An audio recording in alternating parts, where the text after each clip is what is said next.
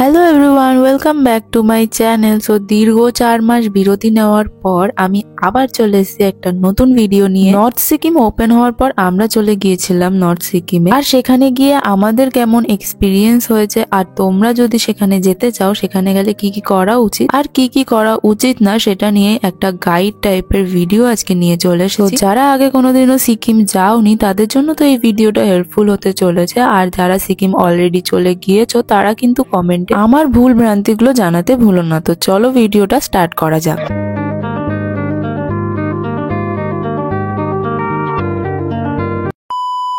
তো শুরুটা শুরু হয়েছিল মায়ের চোখের জল দিয়ে, কারণ মা আজ অব্দি আমাকে ছাড়া কোনোদিন থাকেইনি। আর এদিকে আমি গাঠি বস্তা প্যাক করে মাকে টাটা বলে 4-5 দিনের জন্য বেরিয়ে পড়লাম বাড়ি থেকে। এটা জীবনের প্রথম ট্রিপ হওয়ার জন্য এক্সাইটমেন্টে আমাদের 8:30টার ট্রেনকে পরোয়া না করে আমি চলে গিয়েছিলাম 4:30 বাজে শিয়ালদা স্টেশন। আর গিয়েই আমি তো খাবার দাবার না খেয়ে থাকতেই পারি না, তাই ওখান থেকে খেয়ে নিয়েছিলাম এই পাও ভাজি আর আমার ফেভারিট ওয়াটারমেলন জুসকে আমি কিভাবে ভুলি বলুন তো। তারপর শিয়ালদা স্টেশন থেকে একটুখানি বিরিয়ানি প্যাক করে ওয়েট করছিলাম আমাদের ট্রেনের, যার নাম হলো কাঞ্চনকন্যা এক্সপ্রেস। এই বিরিয়ানিটার দিকে তাকিয়ে থাকতে থাকতে একটু ক্যাত মেরে মেরে অনেকক্ষণ অপেক্ষা করলাম খিদে পাওয়ার, আর তারপরে ফাইনালি খিদে পাওয়ার পর আমি খেতে বসে পড়লাম বিরিয়ানি। যেই বিরিয়ানিটার দাম নিয়েছিল অনেক আর কোয়ান্টিটি ছিল অনেক কম, কিন্তু খেতে খুব ভালো ছিল। তারপর ঘুমাতে ঘুমাতে এরকম কুয়াশাওয়ালা দেশে চলে গেলাম, আর এরকম সুন্দর ভিউ দেখতে দেখতে আমরা যাচ্ছিলাম আমাদের ডেস্টিনেশনের উদ্দেশ্যে। ভোরবেলায় মনে হচ্ছিল যেন কোন আলাদাই জগতে চলে গেছি। আর এরকম একটা স্টেশনে ট্রেনটা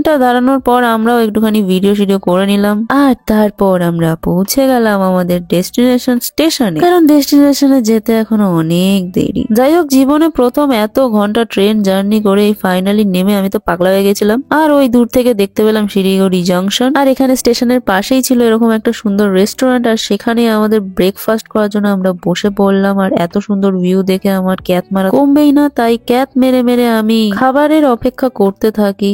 আর হ্যাঁ, তোমরা তো জানোই সিকিম আসার জন্য তোমরা কাঞ্চনকন্যা, উত্তরবঙ্গ আরো অনেক রকমের ট্রেন পেয়ে যাবে, যেগুলো ধরে তোমাদের পৌঁছে যেতে হবে হয় শিলিগুড়ি না হলে এনজেপি। তারপরে এই রেস্টুরেন্ট থেকে এত সুন্দর একটা স্যান্ডউইচ খেয়ে আমার তো মন ভরে গেছিল, কিন্তু তারপর চলে আসলো এই একটা ধোসা, যেই ধোসাটা আমি রেকমেন্ড একদমই করবো না, খুবই বাজে খেতে ছিল। আর এই ছিল ওই রেস্টুরেন্টের মেনু। তারপর ব্রেকফাস্ট করার পর আমরা এরকম এয়ারপোর্টের মতো দেখতে একটা প্ল্যাটফর্ম থেকে বেরিয়ে যাই। তারপরে শুরু হয় আমাদের স্ক্যাম হওয়া, যেই স্ক্যামটা আমি চাই না তোমাদের সাথে হোক। তো ওই স্ক্যামের শিকার হওয়ার পর আমরা গ্যাংটকের উদ্দেশ্যে বেরিয়ে পড়েছিলাম, আর আমি গিয়েছিলাম গাড়িতে ঘুমিয়ে। তারপর ঘুম থেকে উঠে বাপ রে বাপ, এত সুন্দর পাহাড় জীবনেও দেখিনি, তার জন্য একদম ঘুম থেকে উঠেই চোখ মেলে খালি পাহাড় দেখছিলাম, আর এত সুন্দর ভিউ।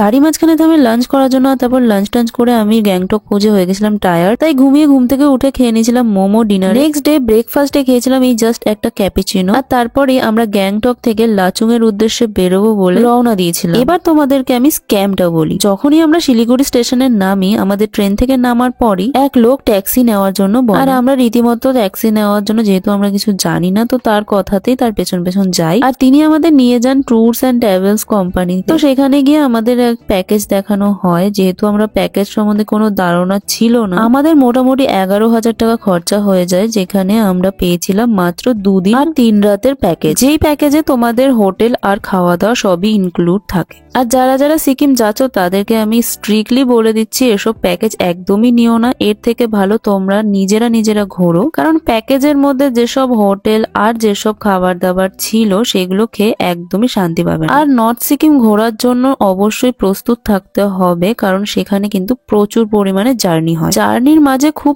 কমই সাইট সিনস থাকে। তোমাদের প্রায় প্রস্তুত হতে হবে 8 ঘন্টা 9 ঘন্টা জার্নির জন্য। সেকেন্ড ডেতে লাচুং পৌঁছে আমার তো হয়ে গেছিল শরীর খারাপ, মানে আমার জ্বর চলে আসে, কারণ ওখানে তো প্রচন্ড ঠান্ডা ছিল। কিন্তু সকালে উঠে যখন এরকম ভিউ পেলাম না, হিল ভিউ, উফ দারুণ ছিল। আর আমাদের প্যাকেজে গ্যাংটকে একটা হিল ভিউ ওয়ালা হোটেল নেওয়া হয়েছিল। তো সেখানে আমি বলে দেবো, তোমরা একদমই হিল ভিউ ওয়ালা হোটেল নেওয়ার চেষ্টা করো না, কারণ ওখানে কিন্তু একদমই হিল দেখা যায় না, পুরো কুয়াশাতে ঢাকাই থাকে। তার থেকে ভালো তোমরা লাচুং এ এসে হিল ভিউ ওয়ালা হোটেল নাও, ওখানে বেটার অপশন পাবে, কারণ ওখানে সুন্দর হিল দেখা যায়। থার্ড দিন আমাদের ভোর 6টার সময় উঠে সেজেগুজে বেরিয়ে পড়তে হয় 0 পয়েন্টের উদ্দেশ্যে। আর 0 পয়েন্টে এসে আমার অবস্থা আরো খারাপ হয়ে যায়। একেই ছিল আমার জ্বর, আর তার মধ্যে তো ঠান্ডা লেগেই ছিল, আর ওখানে তো অক্সিজেনের খুবই অভাব।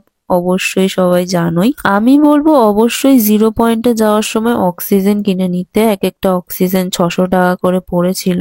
ওখানে গিয়ে প্রথমে তো কিছুক্ষণ দাঁড়িয়েছিলাম একদম, যাতে পরিবেশটা একটুখানি সহনশীল হয়। তারপরে এরকম ঠান্ডা লাগতে লাগতে আর অক্সিজেন নিতে নিতে একটুখানি চেষ্টা করছিলাম যাতে ওখানে ইউজ টু হয়ে যেতে পারি। প্রথম প্রথম তো আমি ভাবছিলাম যে এখানে হয়তো কোনো ভিডিও করতেই পারবো না, কিন্তু তারপর অনেকক্ষণ ওয়েট করার পর ফাইনালি আমি জ্যাকেট খুলে ভিডিও বানাচ্ছিলাম। আর ওখানে গিয়ে যেটা বুঝলাম, এগুলো তো ফ্রিজের বরফ ছিল, এই বরফ দেখতে আমি এখানে এসেছি। যাই হোক, 0 পয়েন্টে অত ভালো বরফ না থাকলেও 0 পয়েন্ট থেকে লাচুং আবার ফেরত যাওয়ার সময় এত সুন্দর একটা জায়গা পেলাম যেখানে ছিল অসাধারণ স্নো। আর হ্যাঁ, আমরা যেই টাইমে গিয়েছিলাম সেখানে কিন্তু স্নোফল একদম হালকা হালকা হচ্ছিল। আর ওখানকার লোকালের লোকজনরা বলেছিল যে এপ্রিলের দিকে সিকিম আরো সুন্দর লাগে। ওখানে যে ইউমথাং ভ্যালি আছে সেই জায়গাটা কিন্তু অনেক সুন্দর ফুল হয়। আর আমরা যখন গিয়েছিলাম সেই জায়গাটা একদমই ভালো লাগছিল না, তো তার জন্য আমরা ওই জায়গাতে দাঁড়াইও নি। এই এত একটা সুন্দর জায়গাতে আমরা স্নো নিয়ে অনেক খেলেছিলাম। আর অবশ্যই 0 পয়েন্ট যাওয়ার সময় একদমই কোনো স্টাইলের পরোয়া না করে সবাই একটু ভালো মতো জামা কাপড় পরে যেও, কারণ আমি গিয়ে একদম ভুল করেছিলাম। তারপর 0 পয়েন্ট থেকে লাচুং এ হোটেলে ফিরে আমরা লাঞ্চ করি এন্ড তারপর আবার আমি ড্রেস চেঞ্জ করে বেরিয়ে পড়ি আমরা গ্যাংটকের উদ্দেশ্যে। আবার সেই 9 ঘন্টা জার্নি করে এরকম কুয়াশা ভরা রাস্তা দিয়ে গিয়ে গ্যাংটক পৌঁছে কোনো রকমের রাত কাটিয়ে সকালে আবার ব্রেকফাস্ট করতে সেম ক্যাফেতে চলে যাই। ক্যাফেটার নাম ছিল সিকিম কফি। ওখানে আবার সেম ক্যাপাচিনো আমরা নিই, যেই ক্যাপাচিনোতে 5-6টা চিনি মেশানোর পর অবশেষে ফাইনালি মিষ্টি হয়েছিল, তাও খুব কম। আমার মুখ দেখে বুঝতেই পারছো আমার একদমই ভালো লাগেনি। তারপরে আমরা হিমালয়ান ব্রেকফাস্ট নিয়েছিলাম, যেটার মধ্যে এরকম একটা এগ পোস্ট ছিল। এগ পোস্টটা অনেকটা খেতে ডিমের মতোই ছিল। যাই হোক, আর কি বলার, আমার তো সিকিম গিয়ে খুবই শরীর খারাপ হয়েছিল, তো আমার তো ওখানে কিছু খেতেই ইচ্ছা করছিল না। আর ওখানকার খাবার দাবারের যা বিচ্ছিরি টেস্ট ছিল, ওখানে গিয়ে একমাত্র ম্যাগি আর মোমোই তোমরা ভালো খাবে। বাকি আমাদের এখানকার ভাত ডাল সবজি একদমই বিচ্ছিরি খেতে। আর চিকেন কষাও তো খুবই বাজে খেতে, মনে হচ্ছিল যেন ম্যাগির ঝোলের মধ্যে চিকেন সেদ্ধ দিয়ে দিয়েছে।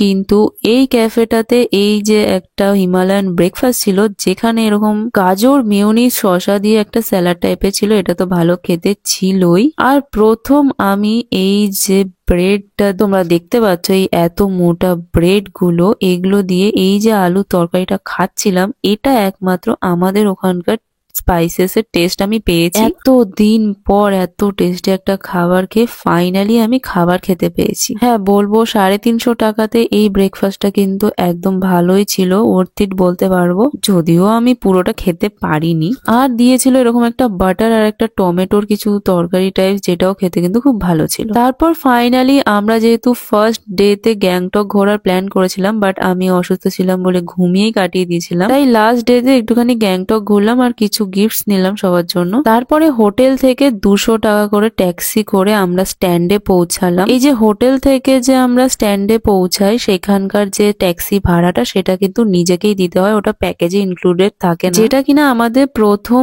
দিন স্ট্যান্ড থেকে যখন হোটেলে যাই তখন আমাদের 300 টাকা নেওয়া হয়েছিল। ওখানে ছিল আরেকটা স্ক্যাম। গ্যাংটক টু শিলিগুড়ি আর শিলিগুড়ি থেকে গ্যাংটক যেতে যে 4-5 ঘন্টার জার্নিটা আমরা কারে করে যাই, সেটাতে কিন্তু আমাদের নিজেদেরই টাকা দিতে হয়েছিল। ওটাও প্যাকেজে ইনক্লুডেড ছিল। গ্যাংটক টু শিলিগুড়ি আর শিলিগুড়ি টু গ্যাংটকে যেতে যে গাড়িটা দেওয়া হয় সেটা কিন্তু 10 সিটারের থাকে, আর যেটাতে পার হেড লাগে 400 টাকা করে। তো বলবো যদি তোমরা যাও তো 10 জন মিলে গেলে আরো বেশি ভালো হয়। তাহলে গাড়ি শেয়ারে নিতে গেলে কিন্তু অনেকক্ষণ অপেক্ষাও করতে হয়। আর যদি কেউ শেয়ারে নিতে না চায় তাহলে কিন্তু তাদেরকে 4000 টাকা দিয়ে পুরো একটা গাড়ি বুক করতে হয়। তো বলবো আমাদের যে প্যাকেজটা দেওয়া হয়েছিল সেটা খুবই ফালতু ছিল। আমরা যেদিন প্যাকেজটা নিয়েছিলাম সেই দিন রাতে হোটেলটা শুধুমাত্র তারা দিয়েছিল, তাদের কোনো ডিনারও দেওয়ার কোনো প্যাকেজে ছিল না। নেক্সট ডে তে গ্যাংটক থেকে লাচুং যাওয়ার সময়কার ব্রেকফাস্ট লাঞ্চ আর ডিনার তিনটেই ইনক্লুডেড ছিল প্যাকেজ। আর গ্যাংটক থেকে লাচুং যাওয়ার জন্য যে গাড়িটা তার সেই প্যাকেজের মধ্যেই দেওয়া হয়। আমরা প্যাকেজটা নেওয়ার সময় 10 সিটার গাড়ির ডিমান্ড করি আর তারা